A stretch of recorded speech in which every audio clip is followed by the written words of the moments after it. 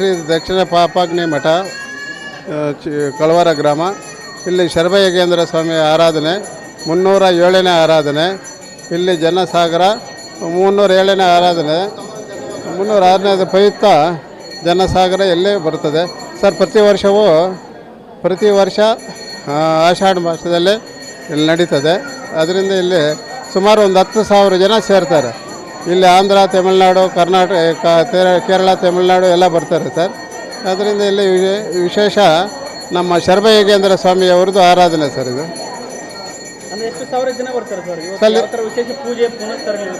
ಪೂಜೆ ಪುನಸ್ಕಾರ ಇಲ್ಲಿ ಹೋಮ ಹವನ ಇವೆಲ್ಲ ಮಾಡಿ ಪೂಜೆ ಮಾಡಿ ಇವರು ಶಿವಲಿಂಗಕ್ಕೆ ಪೂಜೆ ಮಾಡಿ ಇಲ್ಲೆಲ್ಲ ಬಂದು ಇದು ಮಾಡ್ತಾರೆ ಸರ್.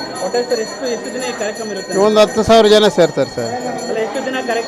ಇದು ಒಂದೇ ದಿನ ಸರ್. ಇದು ಶರಭಯಗೇಂದ್ರ ಸ್ವಾಮಿ ಆರಾಧನೆ ಅಂದರೆ ಒಂದೇ ದಿನ ಸರ್. ಇದು 307ನೇ ಆರಾಧನೆ.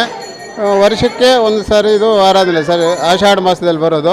ಬಾಲ ಅಷ್ಟಮಿ ದಿವಸ ಆಷಾಢ ಮಾಸದಲ್ಲಿ ಬರೋದು ಸರ್. ಇದು ಶ್ರೀ ಶ್ರೀ ಶ್ರೀ ಪಂಚನಂದಿ ಕ್ಷೇತ್ರ ಪಾಪಾಗ್ನಿ ಮಠ ಕಳವಾರ ಗ್ರಾಮದಲ್ಲಿರುವಂಥ ಪಾಪಾಗ್ನಿ ಮಠ. ಇದು ಸುಮಾರು 307ನೇ ಆರಾಧನೆ. ಶ್ರೀ ಶರಭಯಗೇಂದ್ರ ಸ್ವಾಮಿಗಳ ಆರಾಧನೆ.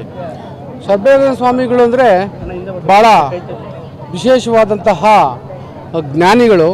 ಅವರು ಹುಲಿ ಮೇಲೆ ಬರ್ತಾ ಇದ್ದು ಅವರು 307ನೇ ಆರಾಧನೆ ಮಹೋತ್ಸವಕ್ಕೆ ಸುಮಾರು ಪ್ರತಿ ವರ್ಷ ನಮ್ಮ ವಿಶ್ವಕರ್ಮ ಜನಾಂಗದವರೇ ನಡೆಸ್ತಾರೆ ಇದನ್ನು. ಅವರು ಸುಮಾರು ನಮ್ಮ ವೀರಬ್ರಹ್ಮೇಂದ್ರ ಸ್ವಾಮಿಗಳು 12 ವರ್ಷ ಇಲ್ಲಿ ಬೆಳೆದಂಥ ಜಾಗ. ಪಾಪ ತಾಯಿ ತಂದೆ ಇಲ್ಲೇ ಜೀವ ಸಮಾಧಿ ಆಗಿರೋದು. ಇವತ್ತು ಶರಭಯಗೇಂದ್ರ ಸ್ವಾಮೀಜಿಗಳು ಇಲ್ಲೇ ಅವರು ಜೀವ ಸಮಾಧಿ ಆಗಿರುವಂತಹ ಸ್ಥಳ. ಇದು ಭಾಳ ವಿಶೇಷವಾದ ಸ್ಥಳ. ಸುಮಾರು 10,000 ಜನ ಮೇಲೆ ಸೇರ್ತಾರೆ ಇವತ್ತು. ಸುಮಾರು ಇವತ್ತು ಭಜನೆಗಳು, ಹೋಮ, ಮಹಾಯಜ್ಞ, ಇವತ್ತು ಮಹಾಪೂರ್ಣ ಆವತಿ ಇವಾಗ ಜಸ್ಟ್ ಆಯಿತು. ಸುಮಾರು ನಮ್ಮ ಕರ್ನಾಟಕ ಒಂದೇ ಅಂತಲ್ಲ, ಆಂಧ್ರ, ತಮಿಳುನಾಡು, ಕೇರಳ, ಆಂಧ್ರದಿಂದ ಭಾಳ ಜನ ಬರ್ತಾರೆ. ವೀರಬ್ರಹ್ಮೇಂದ್ರ ಅವರ ಶಿಷ್ಯರು ಭಾಳ ಜನ ಇದ್ದಾರೆ.